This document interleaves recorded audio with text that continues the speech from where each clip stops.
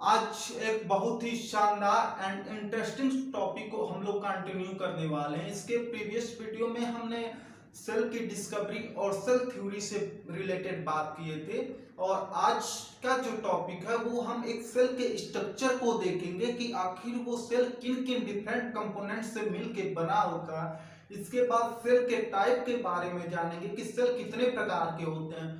तो सबसे पहले हम एक सेल का स्ट्रक्चर देखेंगे। आपके सामने एक बहुत ही रफली डायग्राम यहाँ पे दिख रहा होगा। अभी हम एक सेल का डायग्राम आपके साथ शेयर करेंगे। तो फर्स्ट समझिए आप लोग कि किसी भी सेल का जो आउटर मोस्ट लेयर होता है जिससे वो सेल घिरा होता है, बाहरी जो मेम्ब्रेन होता है उसे हम सेल मेम्ब्रेन उसे हम सेल वॉल कहते हैं। This is the cell wall. And कुछ सेल में ये जो सेल वॉल होता है वो कंप्लीटली एब्सेंट होता है, लाइक एनिमल सेल। अब इस सेल वॉल के बाद जो दूसरा मेम्ब्रेन आता है कि आखिर इस सेल के बाद भी एक मेम्ब्रेन पाया जा रहा है, ये कौन सा मेम्ब्रेन है? तो दिस इज प्लाज्मा मेम्ब्रेन। यानी कि दो आउटर मेम्ब्रेन से सेल घिरा होता है, outermost cell wall and second is the plasma membrane. अब इन दोनों मेम्ब्रेन जो है एक लिक्विड सबस्टांस को कवर किए रहते हैं और वो जो लिक्विड सबस्टांस होता है वो आपका साइटोप्लाज्म होता है। और इसी साइटोप्लाज्म में बहुत सारे सेल ऑर्गेनेल पाए जाते हैं। उन सेल ऑर्गेनेल का अपना अपना स्पेसिफिक फंक्शंस होता है। सेल ऑर्गेनेल भी दो तरह के होते हैं, एक सिंगल मेम्ब्रेनस सेल ऑर्गेनेल, एक डबल मेम्ब्रेनस सेल ऑर्गेनेल। इसके बारे में भी हम लोग एक एक करके जानेंगे। अब उस सेल ऑर्गेनेल उस साइटोप्लाज्म में कुछ स्टोरेज फूड मटेरियल पाया जाता है। अगर वो आपका स्टोरेज फूड मटेरियल कार्बोहाइड्रेट है तब जो उसे हम एमाइलोप्लास्ट बोलेंगे। फिर उसके बाद न्यूक्लियस की बात आती है कि इस सेल के सेंटर में जो स्ट्रक्चर प्रेजेंट है इसे हम न्यूक्लियस कहते हैं। और न्यूक्लियस भी तीन डिफरेंट कंपोनेंट से मिलकर बना होता है। फर्स्ट आपका nuclear membrane, nucleoplasm and nucleolus. और इसी न्यूक्लियस के बेसिस पे सेल को हम डिवाइड करते हैं। नेक्स्ट हम टाइप ऑफ सेल के बारे में बात करेंगे कि आखिर सेल कितने प्रकार के होते हैं। तो जो सेल होता है वो दो प्रकार का होता है, एक प्रोकैरियोटिक सेल और दूसरा यूकैरियोटिक सेल। अब प्रोकैरियोटिक सेल और यूकैरियोटिक सेल किसके बेसिस पे डिफरेंशिएट हुए हैं?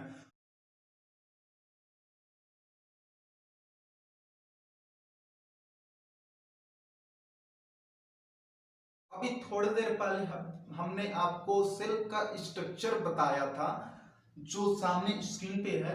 तो इनमें जो न्यूक्लियस था वो इनमें जो न्यूक्लियस था वो तीन डिफरेंट कंपोनेंट से मिलकर बना था, nuclear membrane, nucleoplasm and nucleolus. और इसी न्यूक्लियस के बेसिस पे ये जो सेल है दो टाइप के होते हैं, एक प्रोकैरियोट दूसरा यूकैरियोट्स। तो नाम से ही क्लियर है कि कहीं ना कहीं यूकैरियोट का डेवलपमेंट प्रोकैरियोट से ही हुआ है। Pro means previous.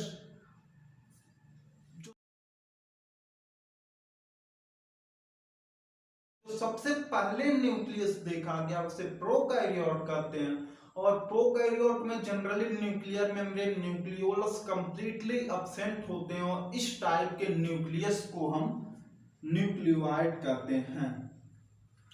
अब बात आती है कि यूकैरियोट में you means true, 100% true nucleus इसमें प्रेजेंट होता है। और फर्दर जो यूकैरियोटिक सेल होते हैं ये दो पार्ट्स में डिवाइड होते हैं, एक प्लांट सेल और एनिमल सेल। अब इन न्यूक्लियस के अलावे भी प्रोकैरियोट और यूकैरियोट में क्या डिफरेंस होते हैं जिसे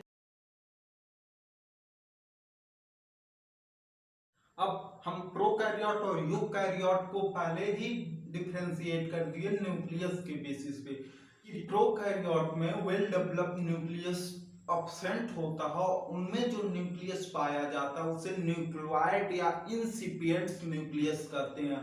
और वहीं यूकैरियोट में ट्रू न्यूक्लियस पाया जाता है। इन न्यूक्लियस के भी अलावे बहुत सारा डिफरेंस होता है, जिसे हम एक टेबल में कंपैरेटिव स्टडी करेंगे, जिसे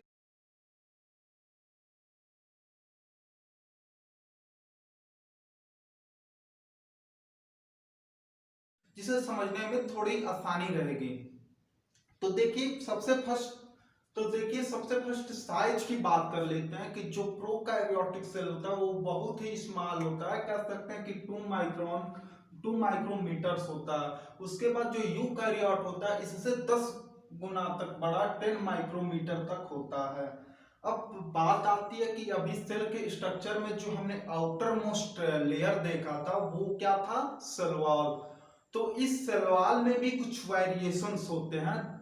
जो प्रोकैरियोटिक सेल वॉल होता है वो ऑलवेज प्रेजेंट होता है, यानी कह सकते हैं कि प्रोकैरियोट में सेल वॉल हमेशा प्रेजेंट होता है और वो पेप्टाइडोग्लाइकेन का बना होता है। Cell wall is always present and made up of peptidoglycan. But in the case of eukaryote के केस में क्या होता है कि सेल वॉल पाया भी जा सकता है और नहीं भी पाया जा सकता है। क्यों ऐसा होता है भाई? देखिए, यूकैरियोट को हमने बताया था कि वो भी दो टाइप के होते हैं, या तो प्लांट सेल होंगे या तो एनिमल सेल होंगे। अगर वो प्लांट सेल होता है तब तो सेल वॉल पाया जाएगा जो कि प्लांट का स्पेसिफिक कैरेक्टर है, और एनिमल सेल होगा तो सेल वॉल कंप्लीटली एब्सेंट होगा।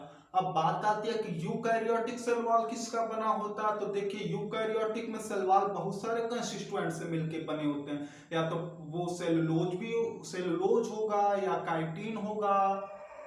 अब तीसरी बात इसके सेकेंड मेम्ब्रेन को लेके आती है कि आखिर जो प्लाज्मा मेम्ब्रेन था उनमें भी कुछ वेरिएशंस होता है। तो प्लाज्मा मेम्ब्रेन जो होता है वो लगभग सिमिलर होता है, क्योंकि दोनों में फास्फोलिपिड बाइलेयर से मिलके बने होते हैं। लेकिन थोड़ा सा डिफरेंस होता है, वो क्या होता है कि प्रोकैरियोट के प्लाज्मा मेम्ब्रेन में जो स्टेरॉल होता है, जो कि एक रिसेप्टर है, वो कंप्लीटली एब्सेंट होता है। तो कह सकते हैं कि plasma membrane is similar but sterol is absent. और वहीं यूकैरियोट के केस में वो भी फॉस्फोलिपिड बाइलेयर का ही बना होगा, लेकिन स्टेरॉल प्रेजेंट होगा। अब बात आती है साइटोप्लाज्म में पाए जाने वाले सेल ऑर्गेनेल की। तो देखिए, बहुत सारे सेल ऑर्गेनेल पाए जाते हैं और वो भी दो तरह के होते हैं, एक डबल मेम्ब्रेनस, एक सिंगल मेम्ब्रेनस। डबल मेम्ब्रेनस में आपके माइटोकॉन्ड्रिया, क्लोरोप्लास्ट, गोल्गी बॉडी और भी बहुत सारे आएंगे, जिनको वन बाय वन हम नेक्स्ट वीडियो में देखेंगे। और कुछ सिंगल मेम्ब्रेनस भी होते हैं जैसे कि राइबोसोम। तो प्रोकैरियोट के केस में जो डबल मेम्ब्रेनस सेल ऑर्गेनेल है वो कंप्लीटली एब्सेंट होते हैं। Then double membranous cell organelle is completely absent. लेकिन यूकैरियोट में वो double membranous cell organelle present होते हैं। अब इसी का जो सेकेंड टाइप था वो सिंगल मेम्ब्रेनस सेल ऑर्गेनेल, वो दोनों में पाया जा सकता है, यूकैरियोट में भी और प्रोकैरियोट में भी। लेकिन वो भी दो टाइप का होता है।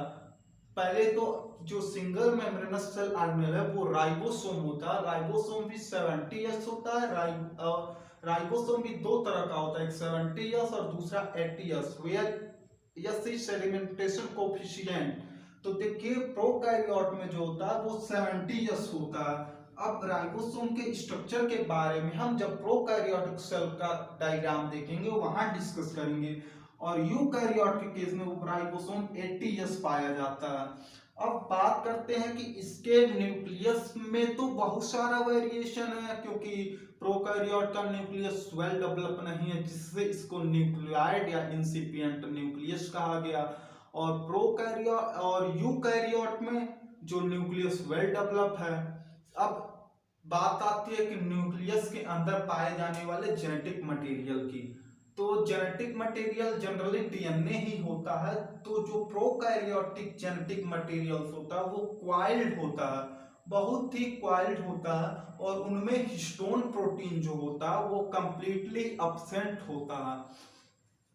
तो no histone in DNA and circular DNA. और बात यूकैरियोट की कहेंगे, जैसे होता क्या है कि अगर डीएनए है तो उसमें हिस्टोन प्रोटीन बाइंड होते हैं, तब जाके क्रोमोसोम का स्ट्रक्चर बनता है। तो जो हिस्टोन प्रोटीन है प्रोकैरियोट में कंप्लीटली एब्सेंट होते हैं। अब बात आती है यूकैरियोट में। यूकैरियोट में हिस्टोन प्रेजेंट होता है और इसका जो डीएनए होता है वो लीनियर होता है। इन सब के अलावे भी कुछ और भी डिफरेंस होते हैं, जैसे कि प्रोकैरियोटिक के केस में एक्स्ट्रा क्रोमोसोमल प्लाज्मिड पाया जाता है। यानी क्या कह दिया हमने कि इन जेनेटिक मटेरियल के अलावे भी कुछ एक्स्ट्रा क्रोमोसोमल जेनेटिक मटेरियल पाया जाता है जिसे हम प्लाज्मिड कहते हैं। और यूकैरियोट के केस में प्लाज्मिड कंप्लीटली एब्सेंट होता है। इसके बाद